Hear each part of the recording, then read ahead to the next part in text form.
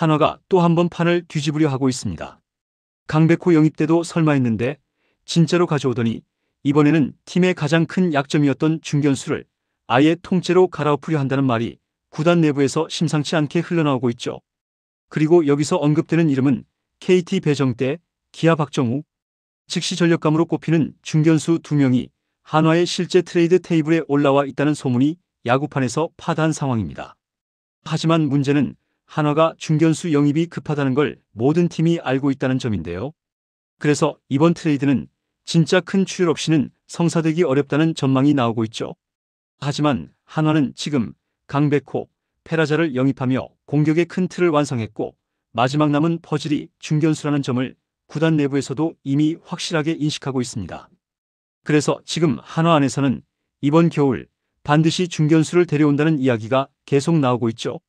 오늘 영상에서는 한화가 왜 중견수를 노리는지, 구단 내부에서 어떤 얘기가 오가는지, 그리고 실제 거론되는 이름들은 누구인지 모두 정확하게 정리해서 알려드리겠습니다. 올해 한화가 보여준 가장 큰 한계는 바로 중견수 자리였습니다.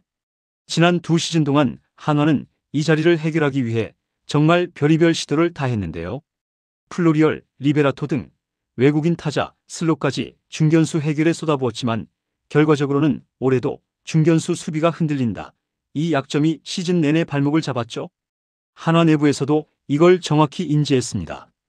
강백호 영입으로 중심 타선 해결, 페라자로 우익수 라인 정리, 거기에 젊은 야수들이 자리 잡기 시작하면서 이제 남은 퍼즐은 딱 하나. 바로 중견수라고 판단한 거죠. 게다가 내년부터는 단순한 시즌이 아니라 한화 입장에서 우승을 노릴 수 있는 골든타임입니다. 류현진 같은 베테랑들이 지금이 마지막 전성기에 가까운 시기이기 때문에 지금 보강을 하지 않으면 타이밍을 놓칠 수 있죠. 그래서 한화는 결론을 냈습니다. 이제는 육성이 아니라 즉시 전력이다. 드래프트로 기다릴 시간이 없고 2군 자원으로 메울 수 있는 자리도 아닙니다. 바로 내년에 우승을 노리려면 지금 당장 중견수 자리를 해결해야만 하죠.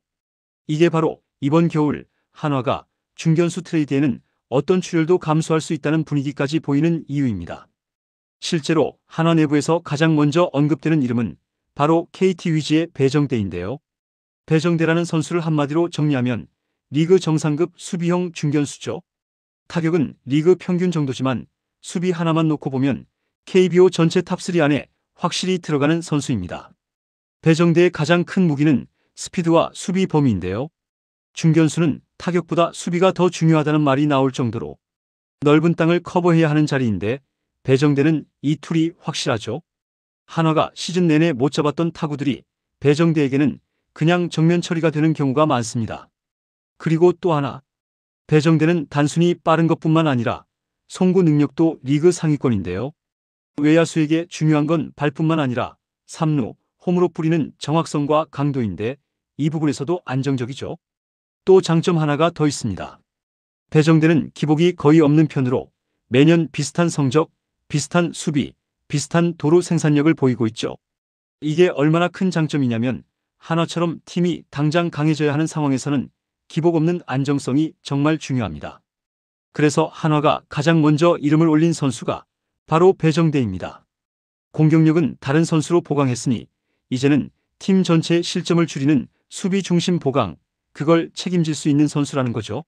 문제는 KT도 배정대를 절대 쉽게 내주지 않을 것이라는 점입니다. KT는 이미 배정대를 팀 중심 퍼즐로 보고 있고 내년에도 주전 중견수로 확정된 자원이기 때문에 이 선수를 데려오려면 상당한 패키지가 필요합니다. 하지만 그럼에도 불구하고 한화가 가장 먼저 관심을 보인 이름이 바로 배정대라는 사실은 변하지 않는데요. 그만큼 즉시 전력, 수비 안정성이라는 조건에 완벽히 맞기 때문이죠. 두 번째로 거론되는 이름은 기아 타이거즈 박정우입니다. 배정대와는 스타일이 완전히 다르지만 한화가 필요로 하는 자질을 또렷하게 갖추고 있는 선수죠. 박정우는 빠른 발, 넓은 수비 범위, 그리고 강한 어깨. 이 세 가지를 기본 패키지로 갖춘 외야수입니다. 특히 송구 능력은 투수를 겸업할 수 있을 정도로 리그에서도 손꼽히는 수준이라는 평가가 많죠. 장타력은 화려하지 않지만 컨택, 출루, 주루 센스가 꾸준히 성장 중이고 2024-25년 들어서는 퓨처스에서 장타 비율이 크게 상승하며 완성형으로 가는 단계라는 평가까지 듣고 있습니다. 무엇보다 중요한 건 수비력입니다. 중견수와 좌, 우익수 모두 소화 가능하고 발도 빠르며 외야 전 지역 커버가 가능한 타입이기 때문에 한화가 가장 답답해했던 정가운데로 가는 애매한 타구 처리에서 즉시 도움이 될 수 있는 선수죠. 물론 약점도 있습니다. 주루 센스가 아직 불안하고 낙구 판단이 흔들리는 장면들이 종종 나오는 만큼 기아에서도 대수비 전문 혹은 육성형다운 이미지가 완전히 지워지진 않았죠.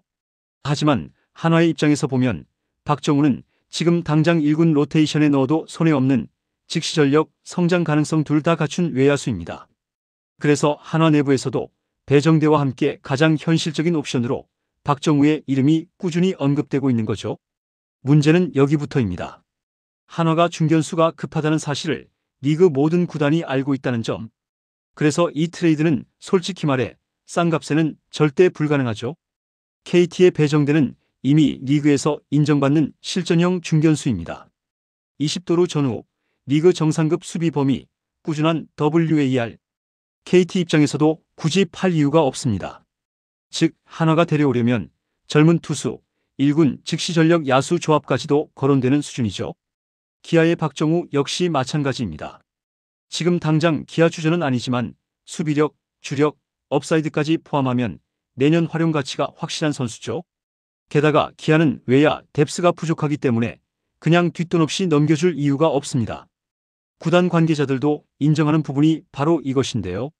이건 당장 손해보는 트레이드가 될 수도 있다. 하지만 우승을 목표로 한다면 중견수는 반드시 보강해야 하는 자리다. 한화는 이미 강백호, 페라자로 공격을 채웠고 투수진은 폰세와 와이스가 빠졌지만 기존 자원들은 확실히 자리를 잡은 상태. 즉 마지막으로 남은 퍼즐이 수비 범위가 넓은 중견수라는 점을 구단 내부에서도 아주 명확하게 인식하고 있죠. 그래서 이번 겨울 한화는 손해를 감수해서라도 데려온다.